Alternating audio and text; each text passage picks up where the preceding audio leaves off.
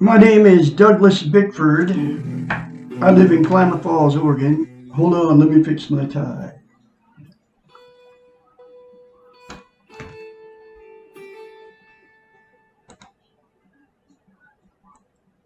And I'm adjusting this. I'm recording live on Facebook. But what I'm doing on Facebook Live this morning on the 27th of February 2022 at 6:17 a.m. here in Klamath Falls, Oregon, broadcasting live out of my 105-year-old house. This is my hometown, Klamath Falls. I graduated here from Klamath Union High School in 1974. So it makes me 66. Anyway, the reason I'm on Facebook Live this morning is because I'm teaching self-esteem out of this book right here. Okay? It's written by a doctor of psychology. Her name's Susanna McMahon. She got a PhD, folks. She knows the brain, okay? And this book was published 30 years ago. And every chapter, I kid you not, talks about how we've been trained and taught not to have self-esteem, okay? And now, 30 years later, it was published in 1992.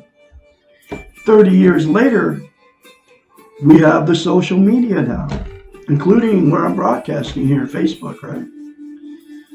It's 1,000 times worse now than what it was then, okay? This book is called The Portable Therapist because we can all be our own therapist, okay? She is nowhere to be found. I am her spokesperson for what the vital information that's in this book that will change your life if you do the very few simple concepts in the book. But the very first thing you got to do to attain a healthy mind, and this is what she told our clients, okay? They were paying her big bucks to fix their messed up minds, their messed up lives, okay? This whole book teaches how to attain self-esteem because, like I said, every chapter, she talks about how they have taken it away from us on purpose. And they used the television and the media to do it back then. Now they're using all the social media, okay? Just one example is men do not cry, women don't get angry, and children should be seen and not heard. That's just one example of how they've trained us, okay? Anyway, to get a healthy mind, okay, you have to have self-esteem. That's what she knew this. And so this is what she told her clients to do in this book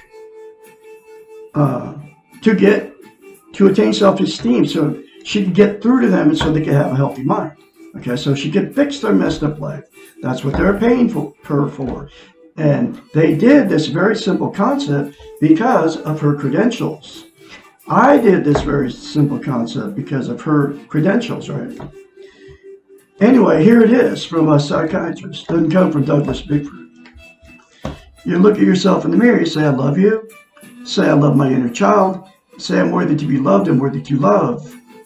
You say those three things to yourself in the mirror daily, and it will give you self-esteem on steroids. I kid you not. It happened to me. Okay.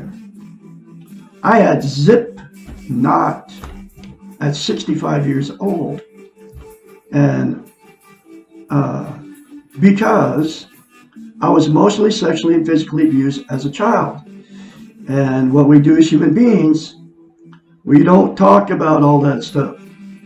It's a taboo subject to say publicly anything bad that happened to you. Okay. And That's how we've been taught and trained. That, men don't show their feelings. Men don't cry.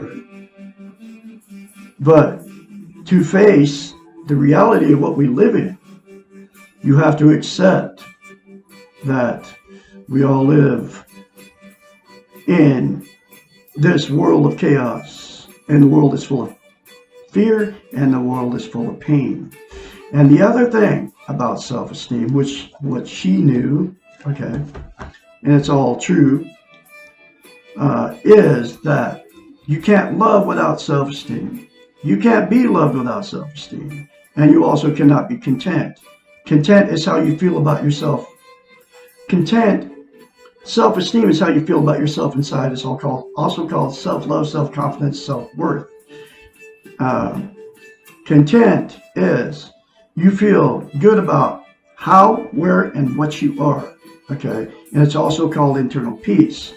And you cannot be content, and you cannot love or be loved without self-esteem. So what people use to try to be content: drugs, alcohol, sex, food, gambling, television, religion, another person, material possessions, or money. Okay. All of those things are called externals. They will never make you content. The only thing that will is to attain self-esteem, and the only thing that will give you self-esteem is to those three things to yourself daily in the mirror without fail. Okay. Now, I am going through this book right here, The Portable Therapist, one chapter at a time, and here is that next chapter. So, and I'm starting on chapter 1. It's called Who Am I? And this is from Dr. Susanna McMahon. Published 30 years ago, folks. I'm the absolute only one on the internet teaching this book. Okay? It's not coffee, folks. It's hot chocolate. Swiss Miss. I don't drink caffeine because it's a stimulant. Anyway, fix my tie. So, but most of you know me out there. I'm Douglas Bickford, I'm your classmate, okay? So don't turn me off just because I'm your classmate. I know what I'm talking about. I have self-esteem now, and that's exactly why I'm doing this on Facebook Live and YouTube. Okay, so here we go. Who am I? Chapter 1. This question, and you got to remember that she wrote this book 30 years ago, and she's a psychiatrist, folks. She knows what she's talking about. And you see that person flying around right there? You will fly around free once you attain self-esteem, because without self-esteem, you're psychologically lost. This question may be considered the question of our existence. It may be answered on many levels, as any answer would contain some combination of philosophical, ethical, spiritual, or behavioral perspectives. We are, in part, our training and experience, in part, our hopes and accomplishments and failures, and in part, connected to some higher power or life force. We know that we have body, mind, and soul, and we often ask this question in reference to one of these aspects of ourselves. We tend to define ourselves in the terms of how we look, what we think, and know, how we feel, and what we do. Usually, we have difficulty in combining all our parts in a cohesive whole. When this question is asked in therapy, there is always some pain. The therapeutic answer must go beyond the externals. The roles that each of us assume, our physical appearance, our education, our status, and our financial worth, our ability to relate with others, and so on, to the underlying reason for asking this question. Almost always, the motivation for questioning who you are is related to the amount of insecurity that you feel.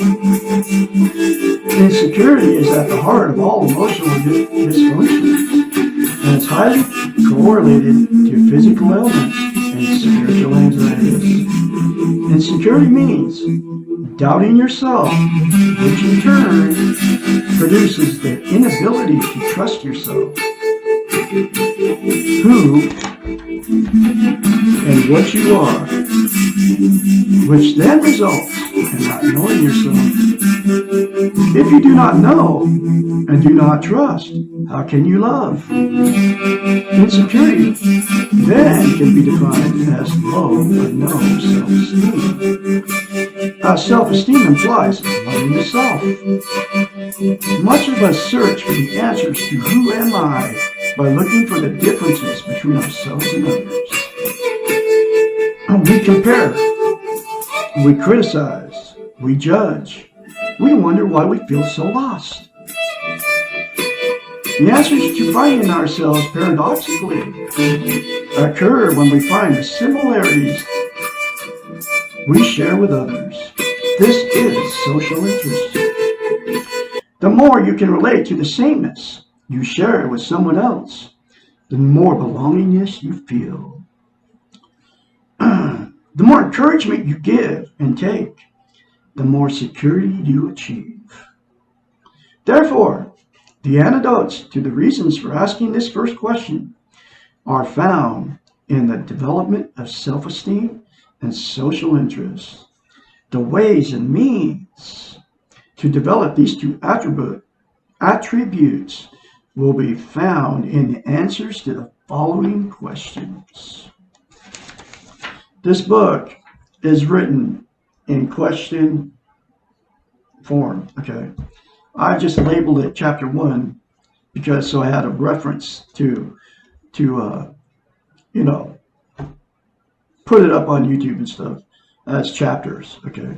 But every chapter in the book is like that. That's how it's written. And the next chapter tomorrow will be, What is the Meaning of Life, chapter 2.